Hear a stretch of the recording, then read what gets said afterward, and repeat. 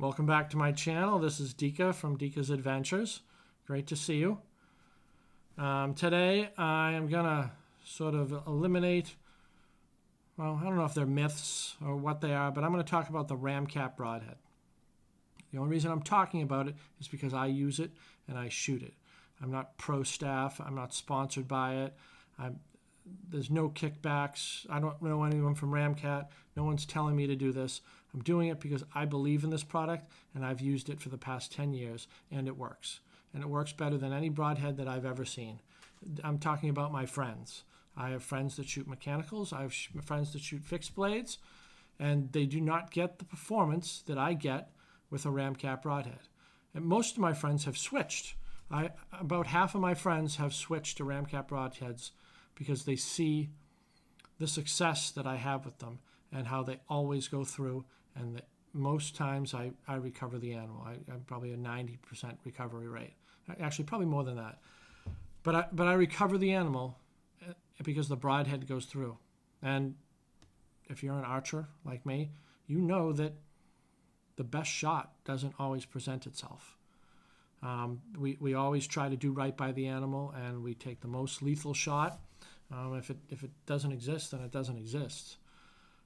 And we know that the animals move, and we're not, we may aim at the lungs or the heart, and it moves, and you hit him in the spine, or you hit him in the shoulder, or vice versa. There's many variables that play in bow hunting, as you all know. So, Ramcat broadhead. It's really nasty. It really does its job. It really cuts, and it's proven based on, I don't know if it's the owner or the CEO. I've seen many interviews from him when it was back when Ramcat was called Smoke Broadheads. Now they've become so popular that they actually maybe bought the pattern to Ramcat. I'm not really sure of the logistics of how that happened, but they used to be called Smoke Broadheads. And they would, excuse me. That was a while ago when they were called Smoke Broadheads. Now they're just called Ramcats. And they have mechanicals on the market. But this is the original. Now, it's a variant of the original. It's the 125 grain. It's a 1.5 cut. Let's see if I can give you a better look of it here. It's a 1.5 cut. There's a 100 grain out there that I believe is 1 3/8, which is just a tiny bit smaller. But from my opinion, if you can see something that has less resistance and has a bigger cut and is low profile, ideally it's going to cause more hemorrhage, and it's going to cause more damage, and it's going to cause more bleeding. And you're going to recover that animal. So they talk about, so some of the technology that they talk about, and they use the word technology because, I don't know, I think it's stupid. But anyway, so I don't know if you can see the front of this here. See the front of this? It has these little scoops, these concaved areas. And what Ramcat calls them is they call it the hydroshock technology. Now the idea behind it is when it flies through the air, these little scoops or concaved areas, or the hydroshock technology, prevent planing. And that's one of the main problems with tuning fixed blade broadheads, is that they might pull a little to the right, they might pull a little to the left. And I think it was proven at one point in time that it is operator error that causes all broadheads to go in different directions. There was a study at one time where they shot fixed blade broadheads, multiple brands of fixed blade broadheads, out of a machine, like I think it's called a Huda shooter, and they shoot it out, and they all made their mark. And a lot of it has to do with tuning. Your rest could have moved a little bit, and then you move your sight to compensate for it. But anyway, back to this. So that's the hydroshock technology. So the idea is it's going to cut through the air, and the air is going to go up and over these very low resistance, pretty low profile blades, up and over that, and the air is going to sort of channel, very much like a wound channel, up and over the fletchings, and it's supposed to eliminate drag, eliminate planing, improve accuracy, and stabilize the arrow. I would say that all of that is true based on my experiences.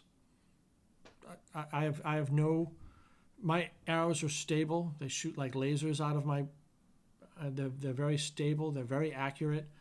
I've never had a problem shooting Ramcat broadheads. Now I have had other problems shooting other broadheads, but I haven't had a problem since I've had these.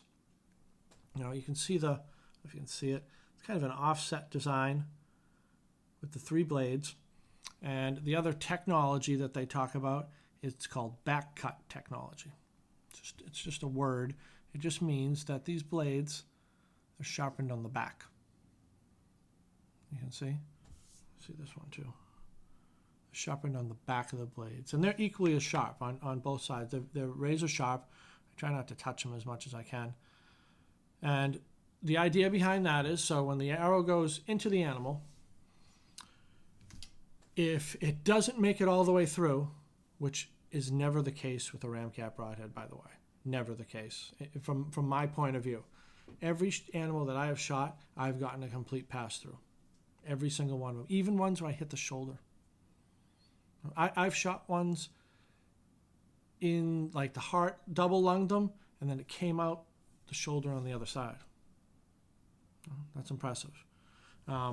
So if it doesn't go all the way through, these blades, they will, under pressure, they will fold forward and will cut on its way out.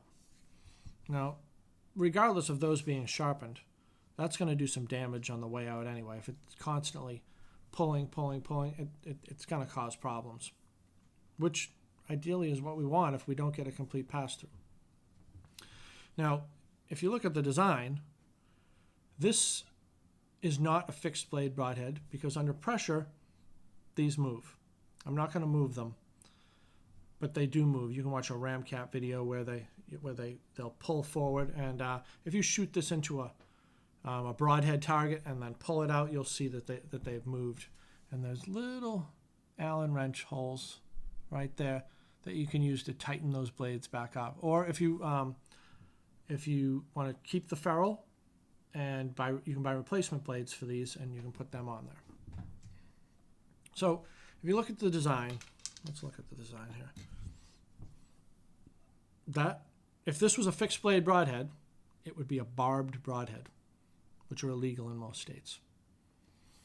Ramcat, they're genius. When barbed broadheads came out, probably before my time of bow hunting, they were devastating because if you didn't get a pass through, they would do so much damage to the animal on the way out as the animal ran through and caught on sticks and leaves and branches and everything. But it was decided, I guess, that they were unethical and they didn't do right by the animal, which I can understand. So Ramcat came up with this barb design and say, well, let's sharpen them on the back and they'll move. That way it's not a fixed blade broadhead and it's not a barbed broadhead. It's somewhere in the middle. And they were able to market it and sell it nationwide. It's pretty genius. Another piece that makes Ramcat unique is they have these 2 O-rings, if you can see them. What they do is inside the ferrule, do I have an arrow here? When you screw it, when you screw this into the arrow, it has no choice but to center itself, right in the arrow. There's no wobble. You can see how the other one's sticking out. There's no wobble. There's no play. They fit snug in there, and it's always going to center itself. So you're going to get, like when you do a spin test or anything like that, you're never ever going to get any wobble unless there's something wrong with the arrow.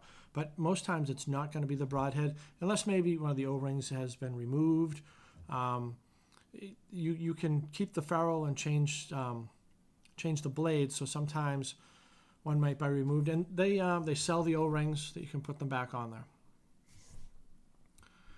Ramcat broadhead, it works. Every animal that I have shot, it has gone straight through. It's never been a problem since I've used them. There is no reason for me to ever change, ever. And a lot of my friends use them now, too. They've seen my success with them, and they're great. I have one more suggestion before I let you go. Obviously, I want you to like. I want you to subscribe to this channel. I want you to make a comment. I want you to tell me what you think. Tell me, do you think I'm full of shit? Seriously, think I'm full of shit? You're going to go out and buy them?